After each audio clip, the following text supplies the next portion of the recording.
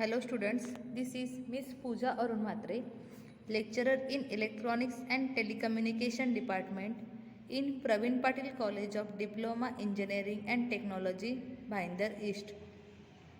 Today's topic is C Programming Language, chapter number 6, Structure, part 1. Learning course outcomes are Introduction, Structure, Declaring Structure Variable, Structure Initialization. Introduction. Array allow to define a type of variables that can hold several data items of the same kind. Array allow to define a type of variables that can hold the several data items of the same kind. Similarly, structure is another user-defined data type available in C that allows to combine data items of different kinds. Structure. Structure is a user-defined data type in C. Structure creates a data type that can be used to group items of possibly different types into a single type. Structures are used to represent a record. Structure in C is a user-defined data type that enables us to store the collection of different data types. So each element of a structure is called a member. The struct keyword is used to define the structure. Suppose you want to keep a track of your books in a library. You might want to track the following attributes about each book. That is the title of the book, author of the book, subjects, and the book ID. The syntax is struct structure name. In this, we have to give a numbers of member.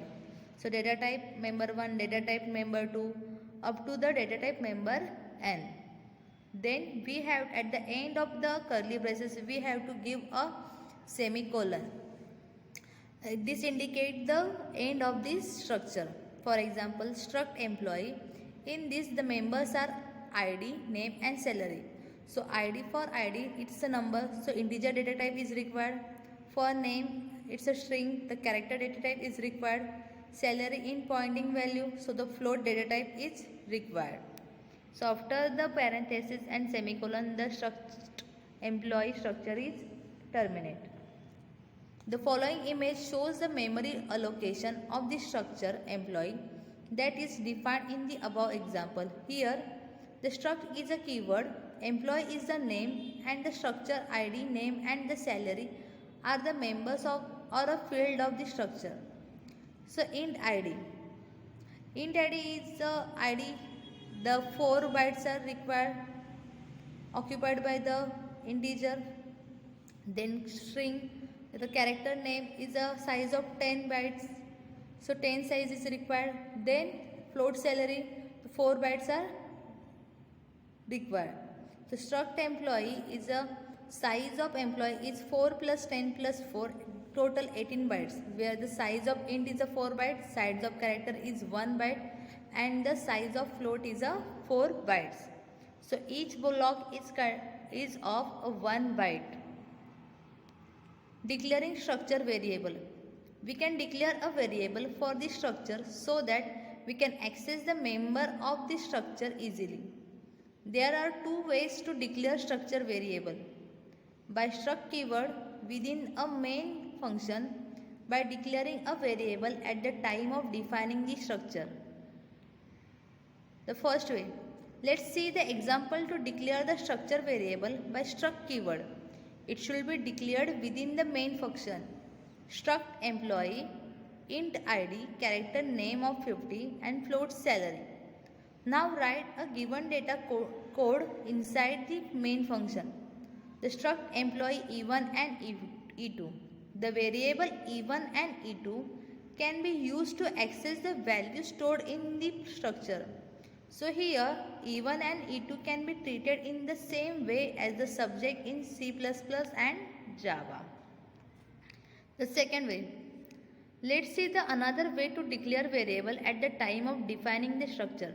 Struct employee, int ID, character name of 50, float salary and with E1 and E2 semicolon. Structure initialization. To access any member of a structure, we use the member access operator, that is a dot. The member access operator is coded as a period between a structure variable name and the structure member that we wish to access. You will use a keyword struct to define a variables of structure type. Structure initialization. There are two ways to access structure members, that is by dot operator or structure pointer operator. Let's see the code to access the id member of p1 variable by dot operator, that is p1 dot id. Thank you.